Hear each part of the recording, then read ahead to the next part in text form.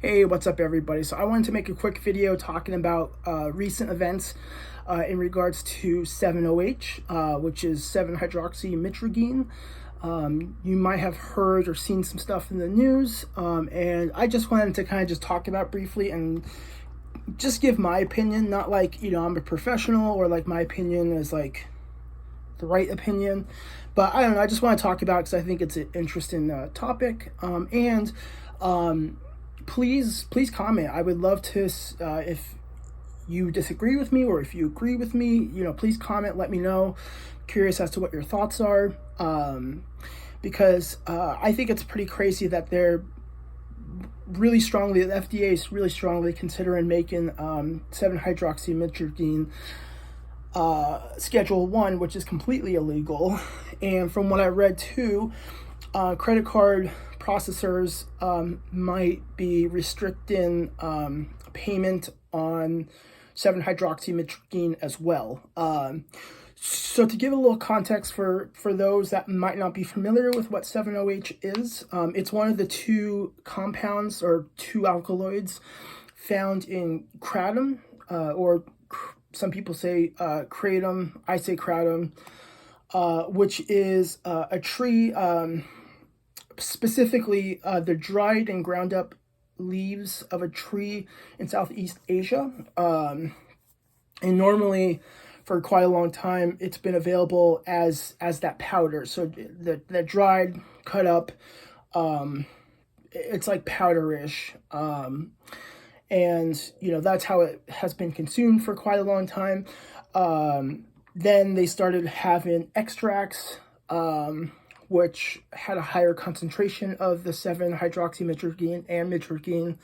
That's the second compound alkaloid in kratom. And then over the past few years, the 7-OH has been isolated and sold specifically as just that in like pill form. And so it's been getting a lot of heat recently. The reason why is because 7-hydroxymitragine is, according to some studies, like up to 13 times more potent weight when compared to morphine taken orally.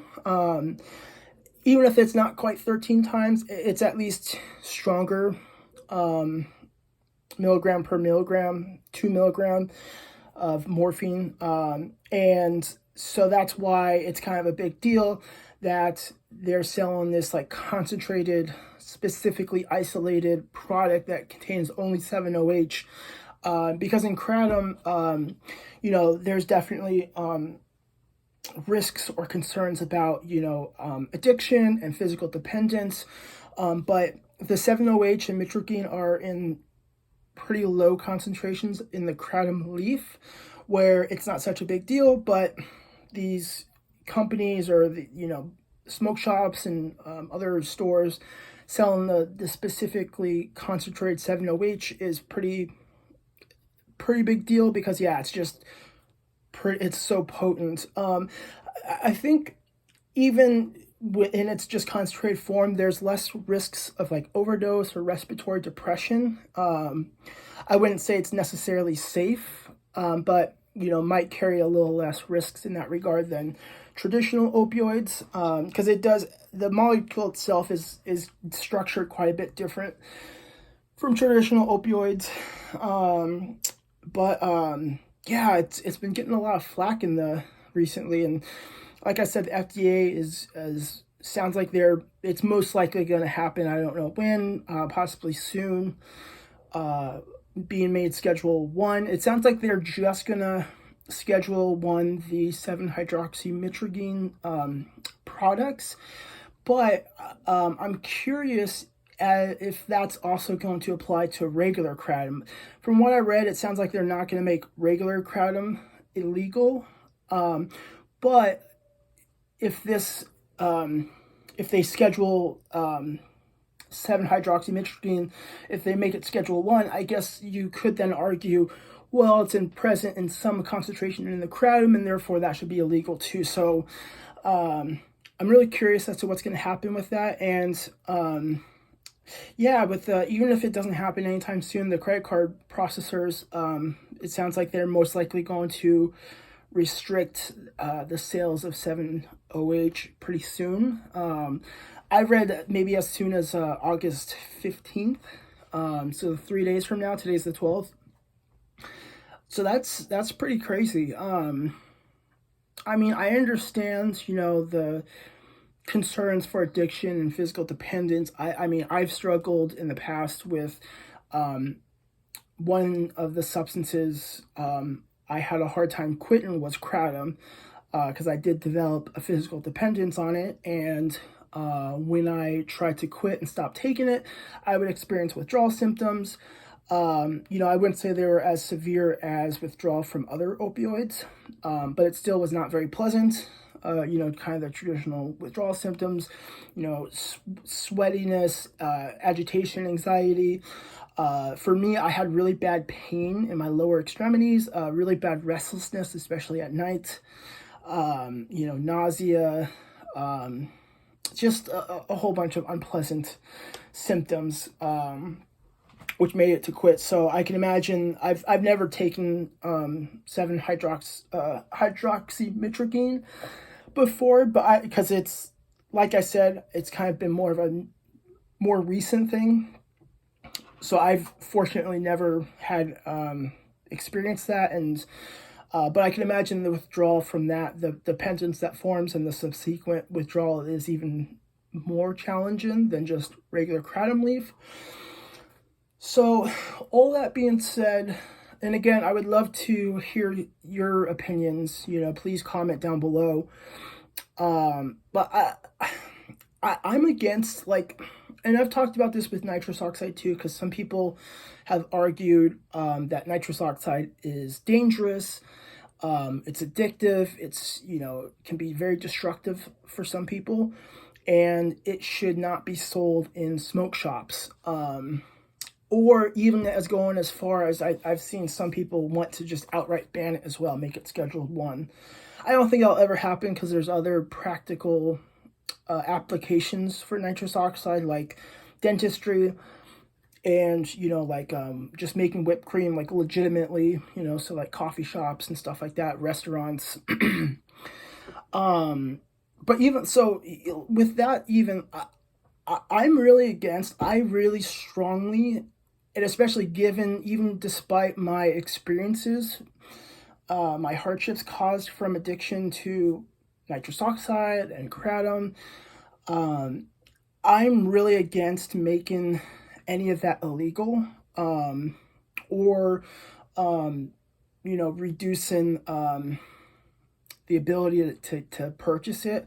I am a strong proponent of personal freedom, and I know my stance isn't objectively right. People are going to have different opinions, but I just think it's not the government's place to tell us what we can and can't consume. And that includes stuff that could have some pretty serious consequences. I think as long as you're an adult, you're 18 or older, you're responsible enough. You should be aware of the risks with addiction, the risks of side effects or adverse effects like nerve damage, like I experienced, and use it how you like, because I don't know, it's just, I'm a big fan of freedom and personal responsibility, because it's kind of unfortunate. I see some people on the Quitting Kratom or Quitting 7-OH subreddits, people cheering about, happy about the Schedule 1, the 7-OH possibly becoming Schedule 1, because they've struggled with addiction and, dependence on it, which, I can, again, relate to, and, I understand, but it just sucks. It's just because you struggle to, abstain from using it, and live a life of recovery, I don't think, it should just be made illegal then. Because, I feel again, the personal freedom and responsibility. I think you should have the right and ability to consume that. But also for some people, maybe not so much with the nitrous. I mean, I guess, you know, it's not a healthy way to cope with depression and anxiety, but it does have some, it does help ameliorate some symptoms of depression and anxiety. Also, it's good for pain relief, especially in the context of like surgery or like dental procedures. And then with the kratom and specifically the 7-OH, some people take it to help manage chronic pain. You know, like they've been to doctors refuse to prescribe them traditional opioids or other pain relievers for whatever reason. And I just don't think it's right to take away someone's source of pain relief. You know, I really believe there's some people out there that are able to use stuff like 7-OH and nitrous oxide responsibly and moderately. Granted, I'm sure that's a very small percentage of people. I'm sure there's a lot more people that, you know, struggle with addiction and could benefit from having it made illegal, you know, not having access. But it's just like, prohibition has never worked before. I mean, like, look at with alcohol. When alcohol was made illegal, there's just tons of black market and criminal activity that popped up. And it's like, look at the war on drugs nowadays. It's like, you know, if there's a demand for something, that demand is going to be filled regardless. And so my concern is, not only are people going to lose the freedom to consume those, you know, I guess specifically 7-OH, for whatever reason, whether that's pain or just, you know, wanting to get high, you know, it's possible that people might turn to other substances. Because if it's like, well, that's illegal now, it's going to be harder to come across, and, you know, you can get in trouble for having it. So it's like, well, you know, shit, like, why not just take fentanyl or some heroin or some sort of other opioids? It's like they're all illegal now. You know, and, you know, I hate to say it, heroin and fentanyl probably will be more accessible for a lot of people if 7-OH is made illegal and not available. So yeah, I don't know, it just frustrates me. I understand the reason for it, or the concern, and, you know, for some people wanting to have it become Schedule 1. But at the same time, it's like, I don't know, that I just feel like that impedes someone else's personal freedom. I just think that's pretty messed up. But again, I'm not right. I'm not, like, objectively right. Like, you know, I have my opinion. I'm entitled to my opinion. Other people have their opinion, which they're also entitled to. It just, I don't know, man. Just kind of, yeah, it kind of sucks. So we'll see what happens. But again, from what I've seen and read, it's most likely going to become Schedule 1. And then I wouldn't be surprised if either immediately after that, kratom leaf is also going to become illegal and banned, or that's going to follow some point after. Because like I said, I mean, there's some amount of 7-OH in there, so you could argue like, oh, well, that's illegal now, so it's like that has to be, the powder has to be illegal. I don't know. We'll see what happens. Just like I said, just sucks. I don't know. Definitely a loss for personal freedom. But yeah, like I said, let me know what you guys think. You know, please leave a comment. Do you think I'm correct? Do you think I'm wrong? You know, maybe share some of your experiences. You know, maybe you've struggled with addiction and dependence to 7-OH, and, you know, you're a proponent of banning it because that's going to help you abstain and stay sober. Or if you agree with me and think, yeah, you know, this is going to have unintended consequences that might have negative impact on people. Yeah, let me know what you think. Yeah, thank you for listening to my opinion. I appreciate it. If you liked this video, please hit a like, please subscribe, and follow if you're not already. That helps tremendously. And I will see you guys next time.